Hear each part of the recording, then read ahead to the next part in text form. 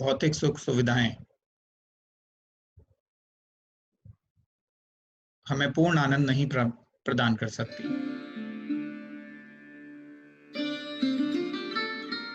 शरीर और मन, gross body and subtle body के बीच में जो कनेक्शन है वो है प्राण। यदि शरीर शांत और मन शांत है पर प्राणों की गति उखड़ी हुई है तो शरीर और मन की शांति भी अधूरी रह जाती है।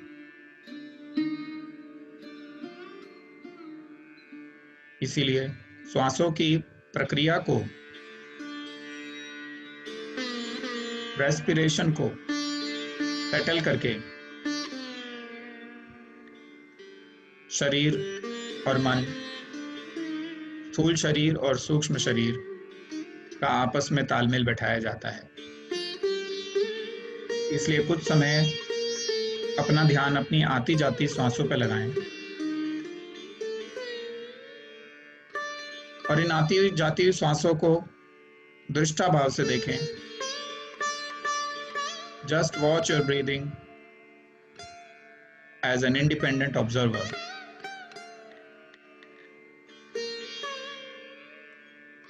श्वास आ रहा है, श्वास जा रहा है। लंबा और सूक्ष्म श्वास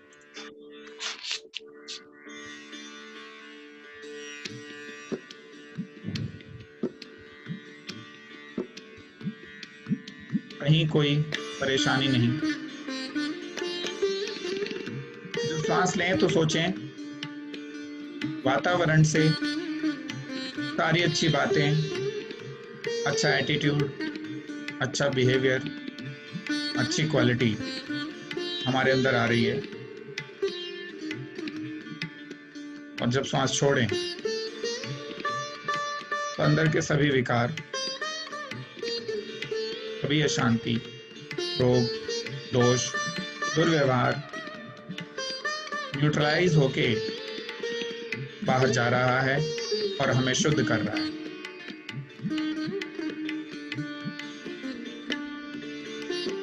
शरीर, मन और प्राण को शांत करने के बाद आइए अब आपके चक्रों से, एनर्जी सेंटर से परिचय करा देते हैं। जानने की कोशिश करते हैं कि ये चक्र हमारे अंदर क्या क्या करते हैं। सबसे पहले अपने ध्यान को मूलाधार चक्र में लेके जाएंगे, जिसको रूट प्लेक्सस भी कहते हैं। रीढ़ की हड्डी पे सबसे निचला स्थान, ये हमारे पृथ्वी तत्व का केंद्र है।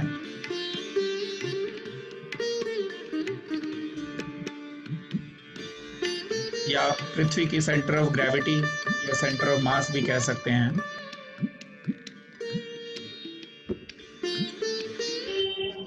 ये हमारे एक्सक्रीटरी सिस्टम को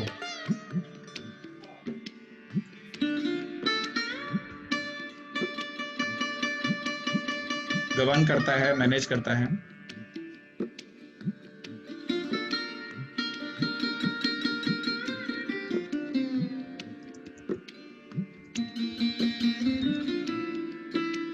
यदि ये सशक्त नहीं,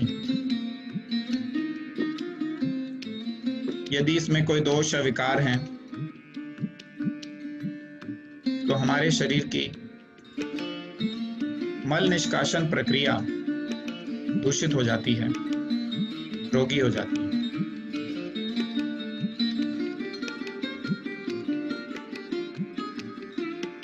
और हमारी ग्राउंडिंग भी कठिन हो जाती है।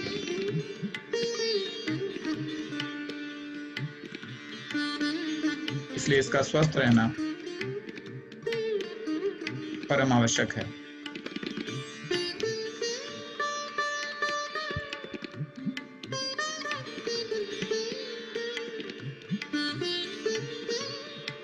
इसी इकोसिस्टम एक प्रोग्रामिंग है, जिस चीज पे दोगे ध्यान वो देगी अपना ज्ञान। चारों ओर ब्रह्मांड में और कुछ नहीं, केवल ज्ञान ही ज्ञान है। तो आइए इन सभी चक्रों पे ध्यान देते हुए इनके ज्ञान को चित्त में धारण करें।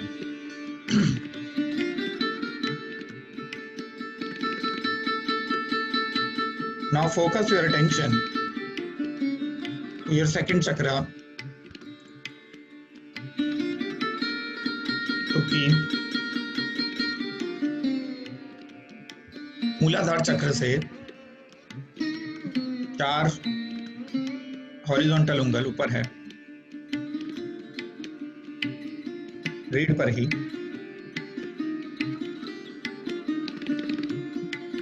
ये हमारे जल तत्व का, वाटर एलिमेंट का सेंटर है, या यूं कहिए कि वाटर का सेंटर ऑफ मास है।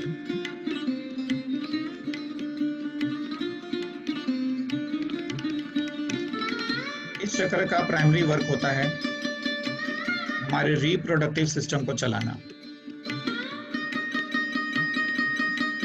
इसमें यदि कोई विकार होता है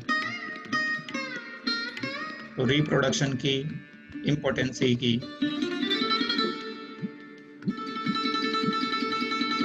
या मेंस्ट्रुअल प्रॉब्लम्स हो जाती हैं।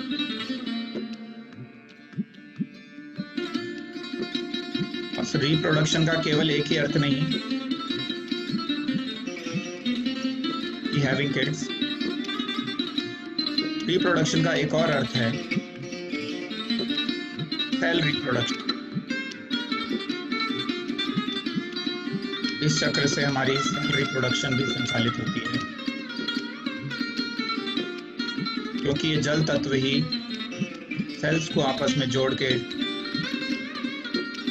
टिश्यूज को आपस में जोड़ के ऑर्गन,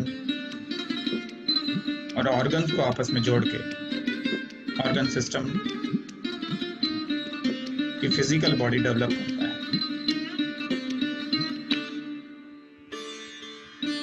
अब अपने ध्यान को अपने तीसरे चक्र की ओर लेके जाएंगे,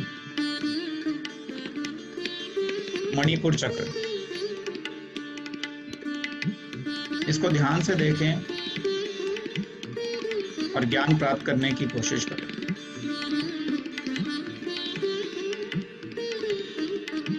ध्यान और ज्ञान का ये संबंध सनातन है, इटर्नल है।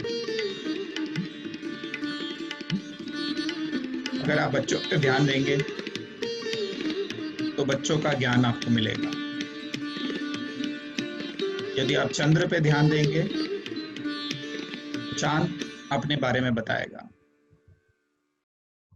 यदि आप अपने परिवार पे ध्यान देंगे तो परिवार का ज्ञान आपको मिलेगा। यदि आप वर्क प्लेस में अपने काम पे ध्यान देंगे तो उस काम का ज्ञान, उसको पहले से बेहतर करने का तरीका, पैटर्न आपको समझ में आ जाएगा। इसी तरीके से यदि आप स्वयं पे ध्यान देंगे तो स्वयं को स्वयं से ज्ञान प्राप्त हो जाएगा। यदि आप ईश्वर पे ध्यान देंगे तो ईश्वर क्या है, कौन है, कैसा है और क्यों है, इसका ज्ञान भी आपको मिल जाएगा। तो मणिपुर चक्र पे ध्यान देने से शरीर के इंटरनल ऑर्गन्स को आप देख सकते हैं।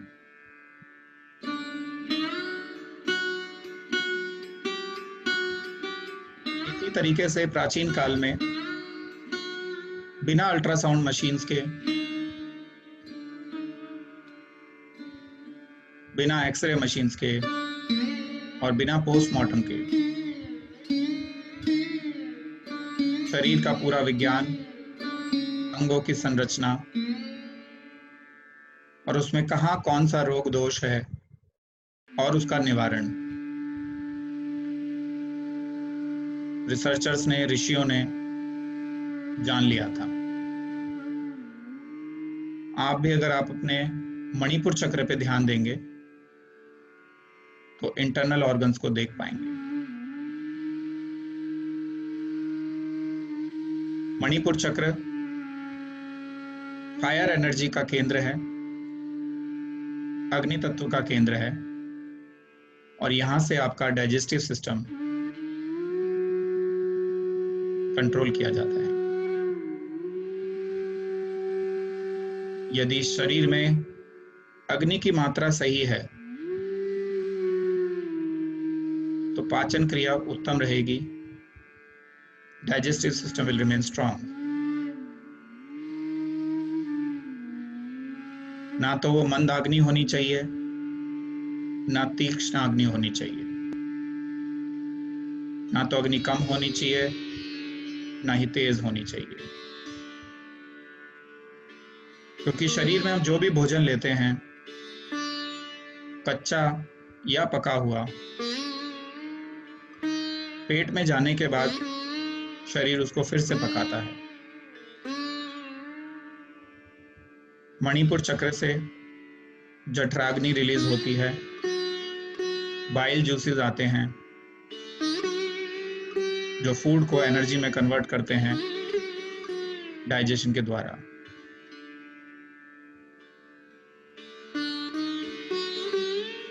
अगर मंदाग्नि होगी, अग्नि कम होगी, तो फूड कच्चा रह जाएगा और बिना पचे ही इंटेस्टाइन्स में चला जाएगा। अगर अग्नि तीव्र होगी, जरूरत से ज्यादा होगी, तो भोजन पकने की बजाय जल जाएगा और जले हुए भोजन में से न्यूट्रिशन नहीं मिलेगा। इसलिए यदि शरीर के लिए न्यूट्रिएंट्स पैदा करने के लिए अच्छे से न्यूट्रिएंट्स पैदा करना चाहते हैं तो इस चक्र को भी आप बैलेंस रखिए और इस पे ध्यान दीजिए। अभी कुछ 30 सेकंड के करीब इस चक्र को ध्यान से देखें। नाभि में जस्ट पीछे रीढ़ की हड्डी पे चक्र है।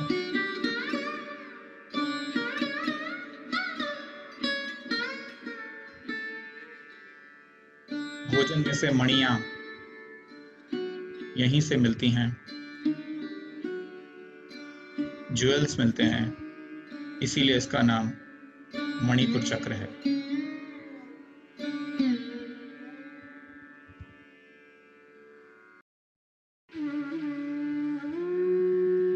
मूलाधार, स्वादिष्ठान और मणिपुर चक्र से परिचय करने के बाद चलते हैं अपने चौथे चक्र पे, अनाहत चक्र, जो कि वायु तत्व का सेंटर है। It's the centre of air energy and the function of air energy is to dispatch nutrients to all cells of the body, everywhere in the body. वायु वो व्हीकल है जिसके द्वारा शरीर के अंदर न्यूट्रिएंट्स का ट्रांसपोर्टेशन किया जाता है। यदि ये चक्र स्वस्थ नहीं है और इसमें कुछ विकार है तो मणिपुर चक्र में चाहे कितना भी अच्छा डाइजेशन हो जाए तो शरीर के सभी सेल्स में ठीक से वितरित नहीं हो पाएगा।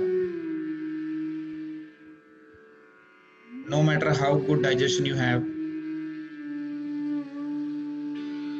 it will not be distributed appropriately to all organs of the body.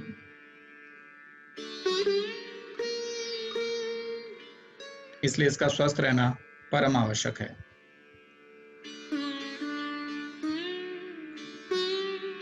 कुछ क्षण इसको ध्यान से देखें। अनाहत चक्र का स्थान है हृदय क्षेत्र में, हार्ट के जस्ट पीछे, रीढ़ की हड्डी पे, स्पाइन पे। कुछ क्षण मन की आंखों से अनाहत चक्र को देखिए।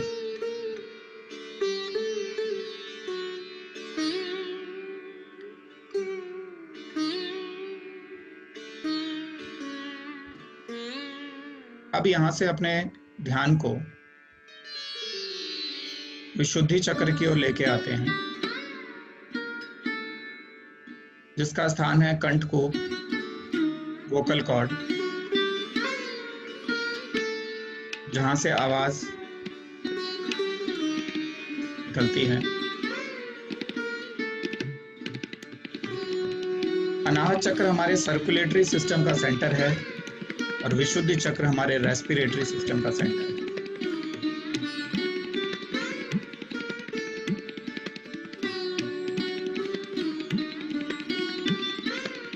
वायु के अंदर जो मूवमेंट है, जो गति है,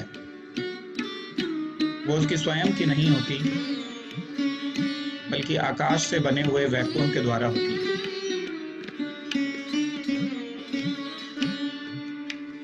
रेस्पिरेशन वायु से स्वयं नहीं होता, बल्कि वैक्यूम बना के सांस को अंदर खींचा जाता है।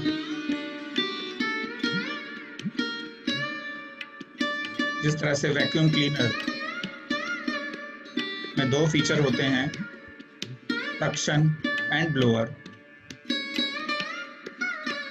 उसी तरीके से एक वैक्यूम हमारे विशुद्धि चक्र पे भी होता है,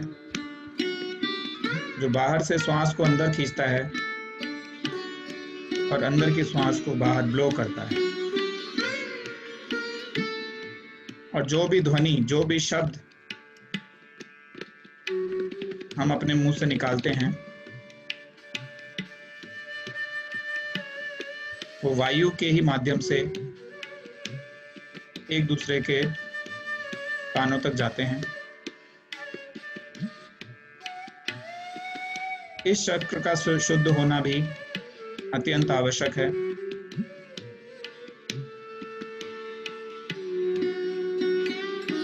सरस्वती कहते हैं यही विराजती है। जिनके चक्र खुले होते हैं, एनर्जाइज्ड होते हैं, उनकी बातों में मैग्नेटिज्म होता है, एक चुंबकीय शक्ति होती है, और उनका पुल फैक्टर दूसरे ह्यूमन बींग्स में बनता है। उनकी बातों को सुन के लोग खींचे चले आते हैं।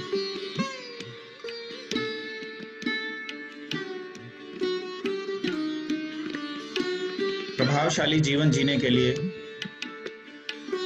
इस चक्र का खुला होना अत्यंत आवश्यक है।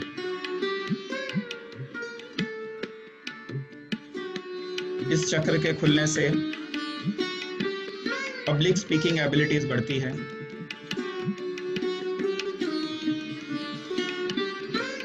बोलने में जो भी झिझक है पब्लिक स्पीकिंग में, वो समाप्त होती है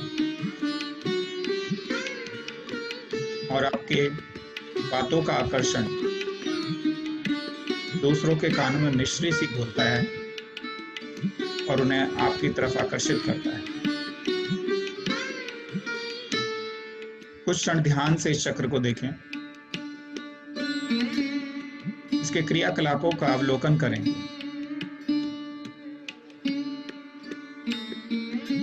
Focus your attention on this chakra and see how it is functioning.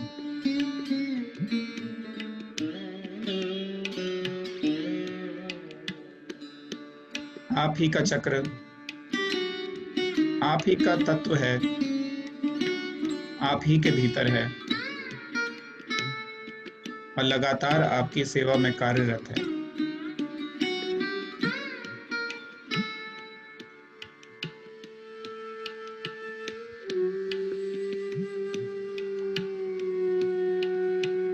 कम से कम दिन में 2 मिनट तो इस चक्र को दें और इससे इसका हालचाल पूछें। ध्यान की प्रक्रिया के द्वारा। आप चलते हैं आज्ञा चक्र की ओर, जिसका स्थान है माथे के बीचों बीच, जहां पे बिंदी या टीका लगाया जाता है। नाम के ही अनुरूप पूरे शरीर में आज्ञा यहीं से प्रसारित की जाती है। नीचे के पांचों चक्र पेरिफेरल नर्वस सिस्टम का पार्ट है। आज्ञा चक्र सेंट्रल नर्वस सिस्टम का पार्ट है। यहां से मिली हुई आज्ञाओं को ही बाकी चक्र एग्जीक्यूट करते हैं और आगे चक्र पर रिपोर्ट करते हैं।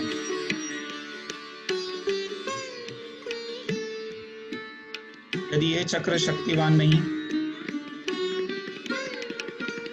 तो इसकी आज्ञा का प्रभाव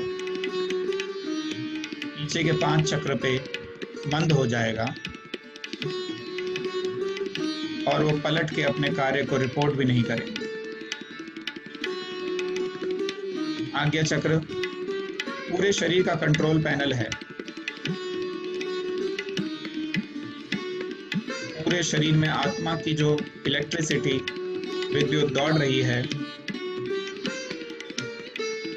उसका सेंटर यही है। इसीलिए ये नर्वस सिस्टम का सेंटर है।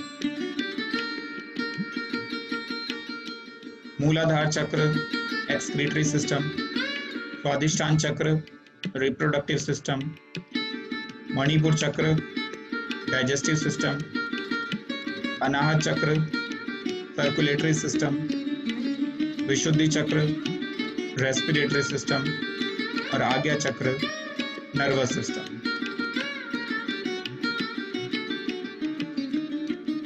आज्ञा चक्र किसी तत्व का सेंटर नहीं है, बल्कि आत्मा का सेंटर है। इस स्थान को टेंपल भी कहा जाता है और जैसे टेंपल के गर्भगृह में मूर्ति की स्थापना की जाती है, उसी प्रकार इस शरीर के टेंपल में आत्मा रूपी देवता या ईश्वर की स्थापना की जाती है। इसका साफ रहना, सशक्त रहना परम आवश्यक है।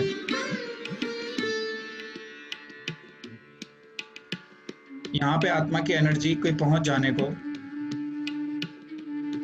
कुंडलिनी अवेकनिंग, एनलाइटनमेंट, आत्म जागरण, सेल्फ एक्चुअलाइजेशन, संप्रज्ञात समाधि, सीडफुल कॉन्टेम्पलेशन, एकाग्रचित अवस्था, इन सब नामों से पुकारा जाता है। ये सब आपस में सिनोनिम है। तीसरा नेत्र और थर्ड आई भी इसी चक्र को कहते हैं। इस चक्र के खुलने से क्लैरवॉयंस डेवलप होती है, दूरदर्शिता बढ़ती है, विजन बढ़ती है और व्यक्ति महान आत्मा बनने लगता है, महान लीडर बनता है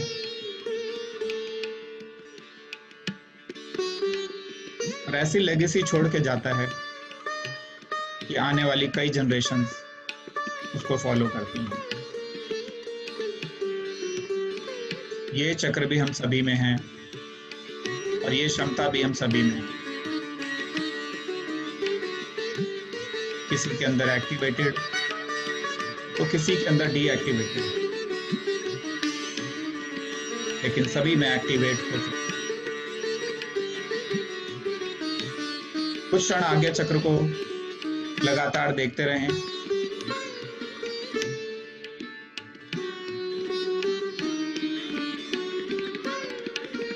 इसका तत्व है प्रकाश, ज्ञान का प्रकाश। उस इस ज्ञान के प्रकाश को एकटक देखते रहें, लगातार, बिना किसी रोक टोक के। इस प्रकाश पुंज के दर्शन करते रहें।